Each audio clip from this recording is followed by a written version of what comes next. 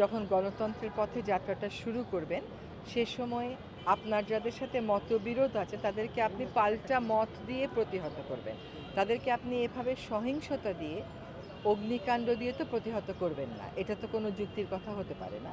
আমরা একটা নির্বাচনের দিকে যাচ্ছি এবং সেই নির্বাচনের আবহটা বজিয়ে রাখতে, নির্বাচনের একটা উৎসবমুখর আবহ তৈরি করতে, গণতন্ত্রের জন্য প্রধান বার্তা তৈরি করতে যেখানে গণমাধ্যম একটা ভূমিকা পালন করবে, সেখানে যদি আপনি সেই গণমাধ্যমের ভূমিকার সাথে একমত না হন, আপনি আপনার ভিন্ন মতটা আপনার মতন করে প্রকাশ করবেন।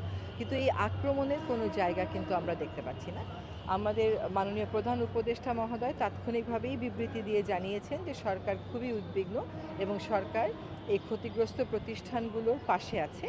আসলে সরকার হিসাবে আমরা এই সহমর্মিতাটা জানাতে এবং আপনাদের নিরাপত্তা জোরদারকরণে আপনারা যাতে স্বাধীনভাবে কাজ করতে পারেন, সঠিকভাবে কাজ করতে পারেন, মুক্ত আবহে কাজ করতে পারেন, সেটা করার জন্য আমরা কি করতে পারি সেটা বুঝতেই আসলে আপনাদের এই কার্যালয়ে আজকে আমি এসেছিলাম।